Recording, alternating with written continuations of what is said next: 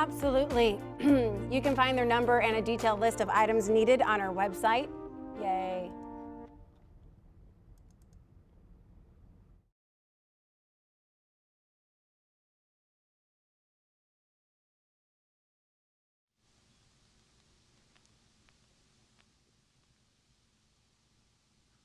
Hey, I just found a really funny story that I'm posting to our Facebook group about people sharing hilarious photos of trying to cut their own hair.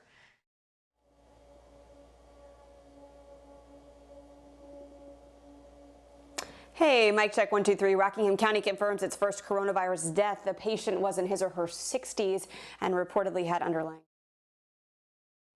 Hello, I've been cutting my own hair for a few years. Sometimes it looks terrible, sometimes it doesn't. I really don't care either way. I'm just that kind of guy.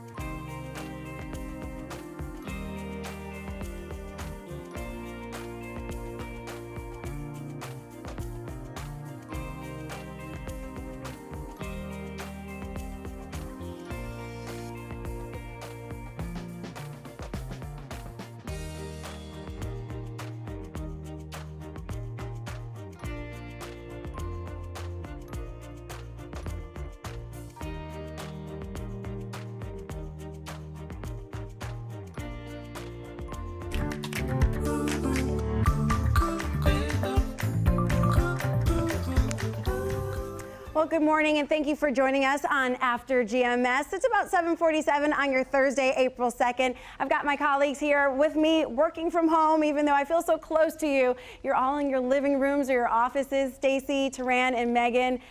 Cheers, Stacy. Haven't had a little cup of coffee in a little while. So glad that you're here with us. So Taran, we're going to be talking about some interesting things today, but before we get to the news and our talkers, which Stacy will tell you, some of them are pretty interesting, let's take a look at the forecast. All right, let's go ahead and take a look at that 7-day forecast for you, and I have a lot of good news for you. If you like warm weather, this is certainly the type of forecast that you will absolutely love. We have temperatures today that will end up in the mid 60s, and then we're in the upper 60s to low 70s after that. I think on Saturday we'll see a couple of extra clouds, but shouldn't be a big deal.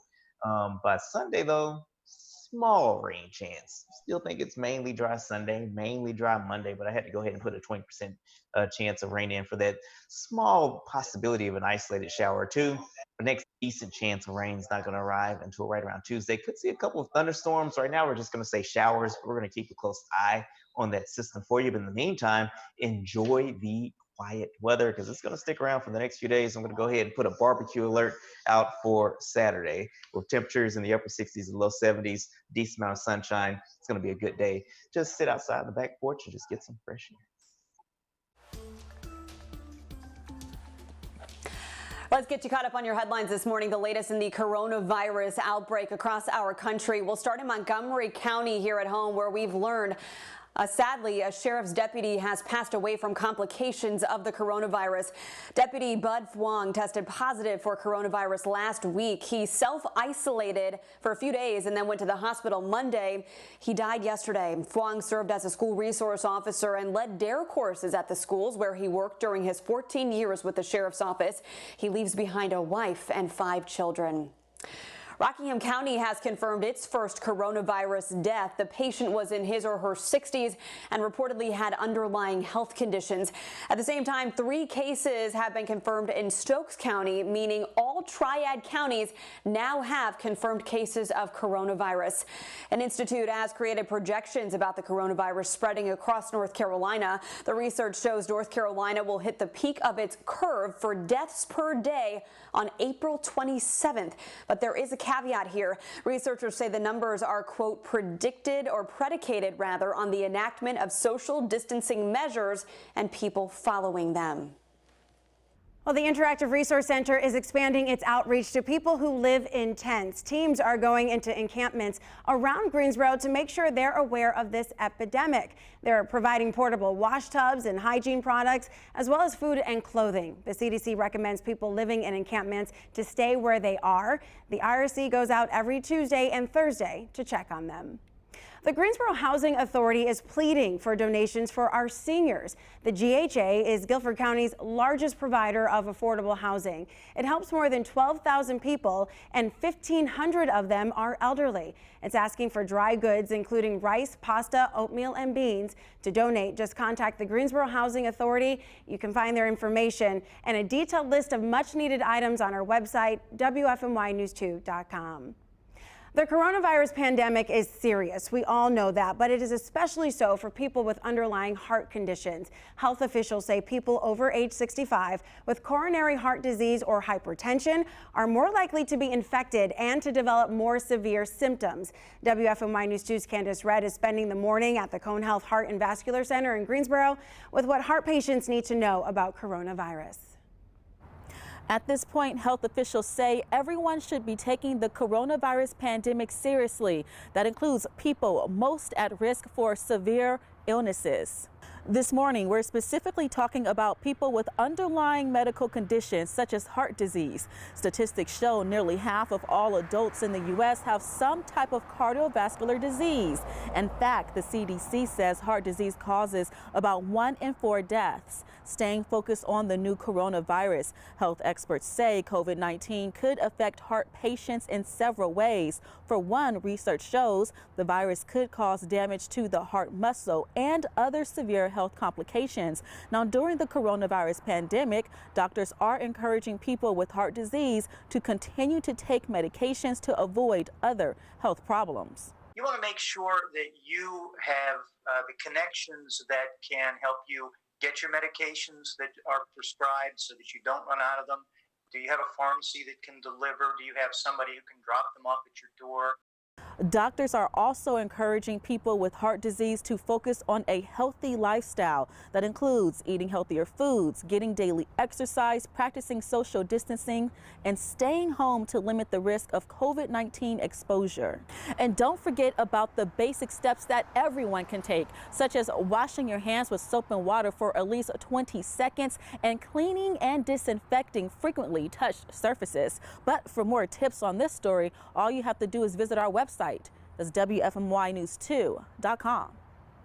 All right, let's dive into our first talker today, and it's really getting a lot of attention online, Stacy. This one has to do with golf courses during the stay-at-home order. That's right, Tracy. So here in North Carolina, Governor Roy Cooper's executive order shut down bars, restaurants, and some other non-essential businesses. Other states have similar laws, but our sister station down in San Antonio, Texas, found an interesting loophole. Their golf courses are still open. Yes, you can social distance while getting some exercise outside, but should the greens actually be considered essential? We are going to talk about it this morning, so let us know in the comment section what you think. Do you think golf courses should be considered essential businesses? And a lot of you are talking about this on Facebook. Let's take a look at some of the comments that Tracy asked on her Facebook page. Sherry writes, golf is a sport that can stay 6 feet away. They don't have to touch anything but their own clubs. It is an open field. Ralph wants to know, then can churches have parking lot? Darlene disagrees, writing, no, they should be closed. People are not keeping the 6 feet social distancing. Definitely not essential services. Susan writes, her golf course has restricted everyone to paying out a window. No one inside the clubhouse and walkers only, no carts. She goes on to say, I love to play but struggle with the whole walking scenario. If I do decide to play, I will abide by the new rules. Leave them open. It's actually exercise. And last, Ashley thinks, no, the golf courses are not essential. She says by being open, they're encouraging people to come out when they should be staying at home. So Tracy, your followers have spoken, pretty split, it seems like, on what they think about this. Yeah, this is definitely a debate that I really wasn't expecting to take off so much. And within the first, few minutes of posting, it already had 50 comments, and now it's up to the hundreds. So even on our live stream here, people are weighing in. We heard from Dana, who said, closed. The golfers at Sedgefield are not practicing social distancing. Ellie says, actually, with modifications on social distancing, no, that's something I'd love to be doing. And she wants to know if there are any open locally. A lot of them are open right now, which again is not part of the stay-at-home order. The question is the risk versus the reward. Is it worth it to you to potentially be exposed or expose others to something that you may be walking around with and not even know? Or is the reward higher where you get some exercise and you get outdoors and you clear your mental health for a little while? It's a debate, and I don't really know where to sit on this one. Taran, do you have a clear side you're weighing on? I mean, I can see both sides of this pretty clearly. People are encouraged to stay at home, stay away from other people. And yes, you can do that when you go out to a park or you go to a running trail. And yes, you can technically do that if you're walking the golf course and golfing that way. But I think Megan brought up a very good point. Like, if they're going to be allowed to stay open, it's kind of unfair for their business to make money when it's, in my opinion, not necessarily essential, like a grocery store or something like that, when other businesses have to close during this. Yeah, Megan, so he mentioned your point from earlier on the Good Morning Show. Yeah, exactly. We've heard, especially in some sound bites we aired on the Good Morning Show, from some of these owners of these businesses deemed non-essential that have had to close, being frustrated by the fact that these golf courses are open, some of them making a profit from that. However, if you do put golf into a category of exercising, like you're going to a park or you're going for a walk around the neighborhood, you could argue that it's okay to do that. But I'm looking at some of the comments on my page here, and Jessica brought up the point about golf carts. She said, how are you supposed to social distance if you're sharing a golf cart? So if you're going to do it, go ahead and walk the course and practice true exercise. Yeah, and in fairness to the golf courses out there, they have, you can't use golf carts anymore at most of them that I've heard about. So that's a good thing that they're putting in place. You have to walk, but that's 18 holes. I guess you could play 9 if you want, but it's still going to be that exercise that a lot of people are hinging towards. Ralph's comment about should church services be held in parking lots really made me think, though, because if that's the case, if you are 6 feet apart and you're in a parking lot and you're outside, then is that any different than being at a golf course, being 6 feet apart and being outside? I mean, that was really like, oh, you know what? I get what you're trying to say here. And that makes it all come together for me. That maybe this shouldn't be the thing in place right now. I don't know. So we're still asking you guys to weigh in, and the comments are certainly coming in. Kim says, again, if you have church and stay in your car, then you should have no problem. And that was in response to Ralph's comment earlier. Ramona says, I think it's a bad idea. They are going to do what they want to do anyways. And Victoria weighs in. They said they should stay at home just like everyone else. They shouldn't get special privileges. So yeah, there's some hard lines here. And eventually the state has already taken a side, right? They've said they can stay open. So as this epidemic continues to spiral in our state, I guess we'll see if he amends that at all. All right, Stacey, what's our next talker here? Well, you know what we all can do today? We can make a peanut butter and jelly sandwich because it's National PB&J Day. It's peanut butter jelly time. Peanut butter jelly. Y'all have to know that song, right? Yeah. Yeah, so today is celebrating that classic staple growing up. And get this, y'all, I just found this out and this is so interesting. The average American will have eaten over 2,000 PB&J sandwiches by the time they graduate from high school. That's a lot of PB&Js. Oh. All right, I love a good peanut butter and jelly sandwich. I remember Megan used to eat one daily at her desk when things were normal around here. Are you still eating PB&Js? Not quite as frequently. You know, obviously that was my go to work lunch because it was easy to pack. But I do love a good PB&J. In fact, maybe I'll hop over to my kitchen when we get on air and make one for myself. It has to be on wheat bread, though, for me. Extra crunchy peanut butter and raspberry preserves, all chilled in the refrigerator for a few minutes. That sounds like a gourmet PB&J. Or Taran, I'm guessing you probably don't. Wait, are y'all team creamy or crunchy? Oh, creamy PB&J, like creamy peanut butter all the way for me. For sure. Me too. Creamy. Crunchy. Same. But I'm not particular about my jelly. What is wrong with you people? I like it nice and smooth, and I have to toast the bread first, okay? So you toast the bread, you put the peanut butter on there, and with the warm bread, it kind of like it melts the peanut butter a little bit, and then you put all the jelly on there, and then you just make it happen after that. Yeah, Taran, my husband does the same thing. He says it's more like a dessert that way because the bread is warm. And Yes. Yeah, you guys are similar in that manner. We like sweet. I'm gonna have to try that. I've never tried it toasted either. I just eat it regular straight up, but I'm a very just limited girl. You know, I don't want anything special. I just want it, give it to me normal. That's it.